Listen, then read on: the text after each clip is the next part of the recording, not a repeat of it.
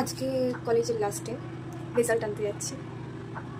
Finish, graduate হয়ে গেছি। Result আনতে যাবো, বাইরে কি আওয়াজ হচ্ছে? এখানে সারাদিন আওয়াজ চলে। তো চলো লাস্ট দিনের মতো কলেজটা দেখাবো তোমাদেরকে। Stay tuned with me. সালটা ছিল 2022। উচ্চ মাধ্যমিকের রেজাল্ট বেরিয়েছিল, কোন কলেজে ভর্তি হব, কোনটা আমার জন্য বেটার অপশন হবে, এই সমস্ত নিয়ে ডিলেমায় ভুগছিলাম। শেষ পর্যন্ত ক্যালকাটা ইউনিভার্সিটির আন্ডারেই বেথুনে ভর্তি হয়েছিলাম। Obviously Bethune was my first choice. এই যে দেখছো লঞ্চে করে যাচ্ছি, প্রায় গোটা 3 বছর বাধাঘাট থেকে আহিরটলায় এইভাবেই লঞ্চে করে গেছি। তারপর ওখান থেকে অটো ধরে বেথুন কলেজের সামনে নামতাম। প্রতিদিন ক্লাস করতে হতো।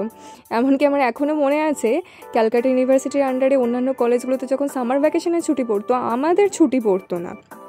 এইটা একটুখানি বেশি সুখ্যাতি করে ফেললাম। তো যাই হোক, এর চেয়েও বড় সুখ্যাতি হচ্ছে আমাদের ইন্টারনাল নিয়ে। ইন্টারনালের কথা বাদই দিলাম, যারা বেথুনের হিস্ট্রি ডিপার্টমেন্টে পড়ছো বা পড়েছো তারা ভালোভাবে জানবে আমাদের কিসের জন্য সুখ্যাতি রয়েছে। তো যাই হোক, এই যে কলেজের সামনে এসে গেছি। অবভিয়াসলি আজকে আমার মা আমার সাথে এসেছে। এখনও মনে পড়ছে যে প্রথম দিন যখন ফিজিক্যাল ভেরিফিকেশনের জন্য গিয়েছিলাম তখনও এরকমভাবেই বৃষ্টি পড়ছিল। আর এই যে এটা আমাদের ক্যান্টিনে ঢুকলাম, কারণ আমার বন্ধুরা ওখানেই বসেছিল। আমার যেহেতু যেতে লেট হচ্ছিল, ওই জন্য ওরাও তখনও রেজাল্ট নেয়নি।